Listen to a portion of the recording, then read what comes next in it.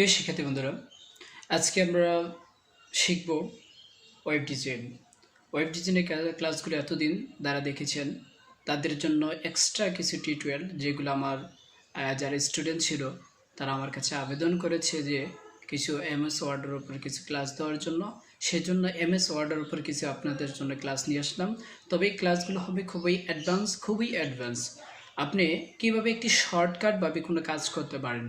আমরা অবশ্যই ম্যানুয়ালভাবে সবাই কাজ করে থাকি, কিন্তু কথা হলো যে আমরা শর্টকাট পেয়ে যে এই কাজগুলো সহজেই করতে পারি সেই বিষয়টা হয়তো আমরা অনেকেই জানি না। তো চলুন বন্ধুরা, যারা একবারে বিগিনার লেভেলে আছেন, যারা কম্পিউটার শিখতে চাচ্ছেন কিন্তু কম্পিউটারে কোনো সোর্স পাচ্ছেন না, অথবা কার কাছে গিয়ে শিখবেন তাও জানতে পারেন নাই, অথবা কারো কাছে দ্বারস্থ হন নাই, তাদের জন্য এই টিউটোরিয়ালগুলো।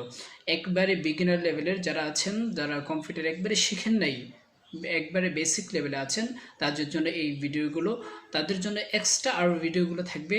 তবে আমার ভিডিও নিচে কমেন্ট করেন, আমি অবশ্যই আপনাকে জানিয়ে দেব যে এক্সট্রা ভিডিওগুলো তারপরেতে কি হতে যাচ্ছে। প্রিয় শিক্ষার্থী বন্ধুরা, আজকে আমরা যে বিষয়গুলো জানবো যে আলাউদ্দিন আইটিটিএর পক্ষ থেকে আমরা একটি ওয়েব ডিজাইনের ফুললি কাজ শেখার পরেই এখন আমরা যেটা শিখবো এটা হলো এমএস অফিসের 4টা পার্ট হয়। একটা হলো আমরা যেটা MS Word, MS Excel, MS Access এবং পাওয়ার পয়েন্ট, আমরা এক এক করে সবগুলো ক্লাসে অ্যাটেন্ড করব, সবগুলো ক্লাসে শিখব। তবে আজকে যে আলোচনা করব এটা হলো যে এমএস ওয়ার্ডের বিভিন্ন পার্ট নিয়ে। চলুন বন্ধুরা, আমরা এমএস ওয়ার্ডের বিভিন্ন পার্ট নিয়ে আলোচনা চলে যাই। আজকের বেশি কথা নয়, আপনি গুরুত্বপূর্ণভাবে শিখতে পারছেন যে আপনি এমএস ওয়ার্ডে কাজ করার পরে কীভাবে সেভ করবেন, কীভাবে তাকে কী করতে পারেন, আনডু করতে পারেন, কীভাবে রিডু করতে পারেন। আবার আপনি দেখতে পারবেন যে একটি লেখার পরে আপনি কিভাবে তাকে পিডিএফ করতে পারেন, সেই বিষয়গুলোর সম্বন্ধে আপনাকে দেখা দেওয়া হবে। তো চলুন বন্ধুরা, আমাদের স্ক্রিনে চলে যাই। আজকে আমরা কি ক্লাস করছি? MS Word. প্রিয় শিক্ষার্থী বন্ধুরা, আমরা আমাদের স্ক্রিনে এসে পড়লাম। স্ক্রিনে আসার পরে আমরা তো এই নামটা অবশ্যই আমার দরকার নেই, আমি এই নামটা একটু কেটে দিচ্ছি। কেটে দেওয়ার পরে আমরা এখানে দেখব যে কোনো একটা জিনিস লিখবো। তো আমি এটাই লিখছি যে আলাউদ্দিন আইটিটি। তো লেখার পরে আমরা যদি একটু খেয়াল করে দেখুন, আমরা এই লেখাটা কপি করব। তো কপি করার জন্য এখানে কাট এবং কপি আছে, যে কাট এবং কপিগুলো থেকে আমরা কি করব, এখানে কপি করব। প্রিয় শিক্ষার্থী বন্ধুরা, এই লেখাটা আগে কী করে আমরা একটু বড় করে নিচ্ছি। তো বড় করার জন্য আমরা যেটা করব, এই যে এই লেখাটা আমার প্রয়োজন নাই, তো এটাকে একটু বড় করার জন্য আমরা যেটা করতে চাচ্ছি যে এখানে এমএস অফিসে গিয়ে এখানে 11 আছে, আমরা একটু বেশি করে দিলাম। তাহলে আপনি এখান থেকেও কী করতে পারছেন, কোনো লেখাকে বড় করতে পারতেছেন। আবার এটাকে ম্যানুয়ালভাবে করার জন্য কন্ট্রোল, আপনি যখন সেকেন্ড ব্র্যাকেট প্রকাশ করবেন তখন এই লেখাটা দেখেন অটোমেটিক্যালি বড় হয়ে যাচ্ছে। আবার এই লেখাটাকে আপনি আরও কী করতে পারেন, যখন ছোট করতে চান তখন এই লেখাটাকে ছোট করার জন্য আপনি কন্ট্রোল আবার সেকেন্ড ব্র্যাকেট, যেটা আমরা দেখাবো যে কোন ব্র্যাকেটটা, স্ক্রিনশটে আপনি দেখতে পাবেন যে কোন ব্র্যাকেটটা দিলে আপনি ছোট হচ্ছে। তো কন্ট্রোল আবার যখন ব্র্যাকেট দিবেন তখন এটা ছোট হচ্ছে। আমরা একটা বই দেখলাম যে ম্যানুয়ালভাবে বড় করা যায়, আরেকটা বই দেখলাম কন্ট্রোল ব্র্যাকেট টিপে আপনি কিভাবে ছোট বড় করতে পারেন।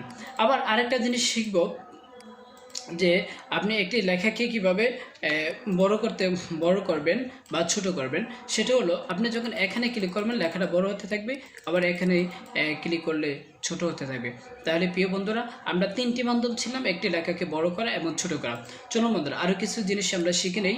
এখানে এই লেখাটাকে যখন আপনি সিলেক্ট করবেন, আপনি মাউজের লেফট বাটন টিপে মাউজের লেফট বাটন ক্লিক করে আপনি যখন এটাকে চাপ দিয়ে টান দেবেন এটা সিলেক্ট হবে। সিলেক্ট হওয়ার পরে আপনি এখানে কাট করতে পারবেন বা কপি করতে পারবেন, কিন্তু এর আগে কোনো কিছু কপিও করতে পারবেন না, কাটও করতে পারবেন না। চলুন প্রিয় শিক্ষার্থী বন্ধুরা, আমরা এটাকে কপি করে নিলাম। কপি করার মানে কি এবং কাট করব কেন, এই বিষয়গুলো আমাদের জানার বিষয় আছে। যে আসলে কপি করব আমরা এক লেখাকে বারবার পেস্ট করতে পারবো, কিন্তু কাট করে বারবার পেস্ট করতে পারবো না। এক লেখাকে একদিক থেকে কেটে অন্যদিকে আমরা কি করতে পারবো, প্রকাশ করতে পারবো। প্রিয় শিক্ষার্থী বন্ধুরা, আমরা এখান থেকে যদি আমরা এটাকে কপি করি, এখান থেকে আপনি কপি করতে পারবেন, অথবা কন্ট্রোল যখন সি চাপবেন, কন্ট্রোল সি দিবেন, তখন আপনার লেখাটা কি হয়ে যাবে, কপি হয়ে যাবে। তো আমরা কপি করার পরে আমরা পেস্ট করব। তো এখানে আমরা ক্লিক করলাম, ক্লিক করার পরে এখানে পেস্ট ক্লিক করলাম, দেখেন পেস্ট হয়ে গেলো। আপনি এটাকে যখন কিবোর্ড থেকে করবেন কন্ট্রোল ভি চেপে আপনি এটাকে কী করতে পারতেছেন, কন্ট্রোল ভি চেপে আপনি এটাকে পেস্ট করতে পারবেন। প্রিয় শিক্ষিত বন্ধুরা, আমরা আরেকটা বিষয় দেখি। এখানে মনে করুন একটা 1 দিলাম, দেওয়ার পরে এটাকে যাতে একটু আলাদা বোঝা যায়, দেওয়ার পরে আমরা এটাকে কাট করব। কাট করে মনে করেন আমরা এই লেখাটার নিচে পেস্ট করব। তো এই লেখাটার নিচে যখন পেস্ট করব তখন আমরা কি করতে পারি, এখানে কাট, কন্ট্রোল সি চেপে আপনি কাট করতে পারবেন। কাট করলাম। আর আপনি কন্ট্রোল সি চেপে কপি করতে পারবেন, কন্ট্রোল এক্স চেপে আপনি এটাকে কাট করতে পারবেন। কন্ট্রোল এক্স চেপে কাট করলাম, আমি এটাকে এখানে পেস্ট করব। তো এখানে কন্ট্রোল ভি চেপে আমি এটাকে পেস্ট করে দিলাম। আর একটি গুরুত্বপূর্ণ কাজ যেটা আমরা অনেকেই শিখতে পারি না অথবা শিখে না, সে বিষয়টা হলো যে, প্রিয় শিক্ষিত বন্ধুরা, আমরা এগুলো কাট কপি পেস্ট শিখলাম। তো ফরম্যাট প্রিন্টার একটি গুরুত্বপূর্ণ পার্ট এমএস ওয়ার্ডের। তো এই কাজটা হয়তো অনেকে জানে না, আমি তার জন্য আরও কয়েকটি কাজ অ্যাড করে আমি এই কাজটা দেখাচ্ছি। প্রিয় শিক্ষিত বন্ধুরা, আমরা এটাকে কয়েকটা দেখেন এখানে বিয়েতে বোল্ড করব, ঠিক আছে। আপনি কন্ট্রোল বি চেপে বোল্ড করতে পারেন। আবার আইতে এটাকে ইটালিক করব, যেগুলো একটু বাঁকা হয়েছে এটাকে ইটালিক বলা হয়। কন্ট্রোল আই চেপে আপনি ইটালিক করতে পারবেন। কন্ট্রোল ইউ চেপে আপনি এটাকে আন্ডারলাইন করতে পারবেন, অথবা ম্যানুয়ালভাবে করলে এখানে আপনি ইউ চেপে ইউতে ক্লিক করলে কী হয়ে যাবে, আন্ডারলাইন হয়ে যাবে। এখানে আপনার এই আন্ডারলাইনটা আপনি আরও কয়েকটা কাজ করতে পারবেন। যদি ইচ্ছা করেন তো আপনি আন্ডারলাইন চেঞ্জ করে দেবেন, তাও পারবেন। আবার এখানে এই যে কালো দাগটা আছে এখানে ক্লিক করলে আপনি আন্ডারলাইনটা বিভিন্ন রকম করতে পারবেন। করার পরে এখানে আপনি ইচ্ছা করলে যে আপনি কালার দিতে পারবেন, আন্ডারলাইনের বিভিন্ন কালার দেওয়া যায়, কালার দিতে পারবেন। এই শিক্ষিত বন্ধুরা, আমরা এখানে যদি এটার ফন্টটাকে চেঞ্জ করতে চাই, তাহলে ফন্টটাকে চেঞ্জ করতে চাইলে আমরা এখানে যাব, যাওয়ার পরে বিভিন্ন ফন্ট আছে আমরা এখানে চেঞ্জ করে দিতে পারবো। তো ফন্টটাকে আমরা চেঞ্জ করার পরে এখন আমরা যে কাজটা করতে যাচ্ছি এটিকে ছোট বড় করতে পারবেন, ইচ্ছা শত ব্যাপার আপনার। আবার এখানে এগুলোর কাজ একটু পরে শিখবো, শেখার আগে আমরা এখানে যদি আপনি এইটাকে দেন তাহলে শুধু আপনার যে লেখাটা আছে লেখাটার মানে ব্যাকগ্রাউন্ড কালার হবে। যখন এটা দেবেন লেখার ব্যাকগ্রাউন্ড কালার হবে। তো আমরা যদি এইটাকে দিই অর্থাৎ ফন্টের কালার হবে, অর্থাৎ আপনার লেখাটার কালার হবে এটা দিলে। যখন আপনি এটাকে ক্লিক করবেন তখন লেখাটা কালার হচ্ছে। একটু দেখুন যে আমরা একটু বড় করে নিচ্ছি, তো আমরা একটু বড় করে নিলাম যে যাতে বোঝা যায়। তো এটাতে যদি আপনি এটাকে দেন তাহলে কি হচ্ছে, ব্যাকগ্রাউন্ড কালার হচ্ছে। প্রিয় শিক্ষার্থী বন্ধুরা, আমরা যদি এখান থেকে বিভিন্ন সিবিতে দেখা যায় এখান থেকে এই পর্যন্ত কালার হয়ে গেছে, এটা কিভাবে সম্ভব? এটা করার জন্য আপনি এই যে এটাতে ক্লিক করলে আপনি পুরাটাই কি নেবে, কালার নিয়ে নেবে। তো আমরা এটা থেকে একটু কালার দিয়ে দেই, যে কোনো এটা দিয়ে দিলাম। দেওয়ার পরে এখন বন্ধুরা আমরা এটাতে অনেকগুলো কাজ করেছি। কাজ করার পরে এখন আমরা চাচ্ছি, কোনো ক্লায়েন্ট আপনাকে বললো যে আপনি এই লেখাটার মতন করে এই লেখাটা করে দেন, সেটা কীভাবে সম্ভব? এটা করার জন্য আপনি এটাকে সিলেক্ট করবেন, কন্ট্রোল, এখানে কন্ট্রোল, আপনি যদি যেটা শিফট আর এরো চিহ্ন যেটাকে বলে আপনি লেফট এরো চিহ্ন টিপলো কিন্তু এটা কী হয়ে যাবে, আপনার সিলেক্ট হয়ে যাবে। পিসি কিন্তু বন্ধুরা এখন আমরা সিলেক্ট করার পরে এখানে ফরম্যাট প্রিন্টারে ক্লিক করব। করার পরে দেখুন এখানে একটা ব্রাশ আসছে। এই ব্রাশটাকে যখন ধরে আপনি এমনি টান দেবেন, দেখুন আপনার কোনো কিছু করা লাগলো না, এই লেখাটা অবিকল ওইটার মতন হয়ে গেল। তো প্রিয় শিক্ষার্থী বন্ধুরা, আমরা আজকে অনেকগুলো বিষয় শিখলাম যে আমাদের কিভাবে একটি লেখাকে কালারিং করতেছেন, কিভাবে ফরম্যাট প্রিন্টারে ব্যবহার করছেন। প্রিয় শিক্ষার্থী বন্ধুরা, আর একটু আমরা সামনে যাই। তো আমরা চাচ্ছি কোনো লেখাগুলোকে আমরা যদি চাই যে এটিকে ছোট হাতের অথবা বড় হাতের এগুলো করতে যাবো, অথবা প্রত্যেকটা অক্ষরের প্রথম অক্ষরটা বড় হাতের এটা করতে চাইলে আমরা এখানে যাব।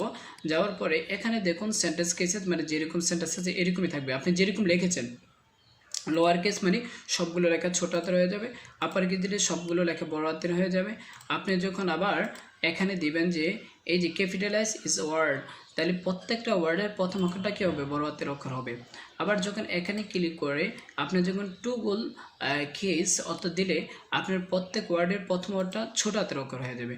তো আমরা বড় হাতের করে নিচ্ছি। এখন আসুন আমরা আরও গুরুত্বপূর্ণ যখন প্রশ্নপত্রের কাজ করি তখন আমাদের এখানে কি থাকে, 1, 2 অথবা অন্য প্রতীক থাকে। এই প্রতীকগুলো কীভাবে দেওয়া হয়, এই প্রতীকগুলোর জন্য আপনি এখানে যাচ্ছেন, যাওয়ার পরে আপনি যে কোনো একটা প্রতীক এখান থেকে আপনি ইউজ করতে পারবেন। আপনি ইউজ করে নেবেন। আমি কোনোটা ইউজ করলাম না, শুধু সাধারণত এটা ইউজ করলাম।